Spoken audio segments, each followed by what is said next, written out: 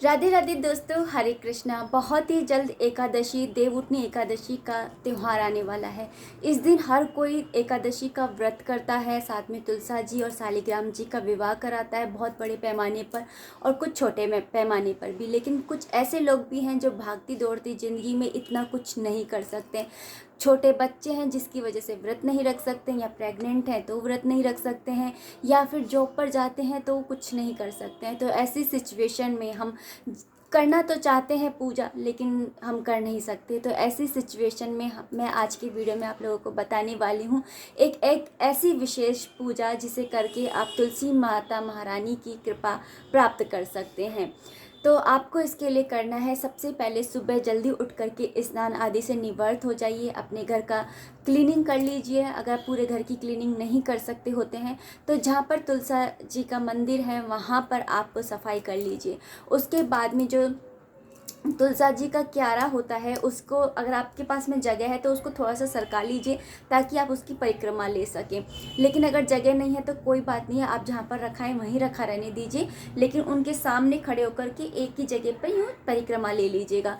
लेकिन अगर जगह है तो आप उसको बीच में कर लीजिए और उसके बाद में चारों तरफ उनकी परिक्रमा करने के लिए उन्हें सरका लीजिए। मैं सबसे पहले ये वाली बात इसलिए बोल रही हूँ क्योंकि हमें चारों तरफ मांडना होता है, मतलब कि एक रंगोली बनानी होती है।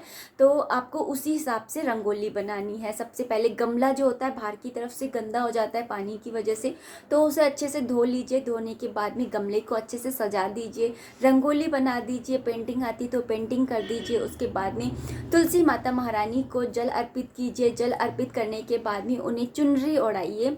चुनरी आप घर में भी बना सकते हैं या फिर मार्केट से बनी बनाई भी ला करके फिर उनको उड़ा सकते हैं। उसके बाद में उन्हें हल्दी और रोली से है ना टीका करिए। टीका आप है ना करने के बाद में ज़्यादातर लोग क्या करते हैं कि अक्षत चढ़ाते हैं, लेकिन इतना ध्यान रखिए कि जो ये देवउठनी एकादशी होती है इसमें आप है ना अक्षत नहीं चढ़ाएंगे। आप इसकी जगह तिल चढ़ा सकते हैं या फिर आप कुछ भी मत चढ़ाइए, तब भी चलेगा।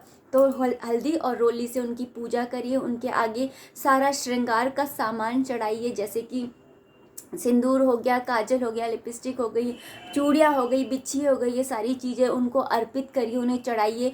पास ही में शालिग्राम जी उनके ऊपर पीले रंग का वस्त्र ओढ़ाइए, उनको चंदन का टीका लगाइए। इस तरह से उनकी पूजा करिए। दीप जलाइए, धूप बत्ती जलाइए। उनके आगे कुछ प्रसाद में भोग स्वरूप रखिए। आप घर में कुछ मीठा बना सकते हैं तो मीठा बनाइए। अगर आप बना नहीं सकते हैं तो मार्केट से बना बनाया भी आप ला करके भोग लगा सकते हैं। और उसके बाद में आपको उनकी परिक्रमा लेनी है। इस तरीके से आपको उनकी पूजा सेवा अर्चना करनी है, पूजा वंदना करनी है।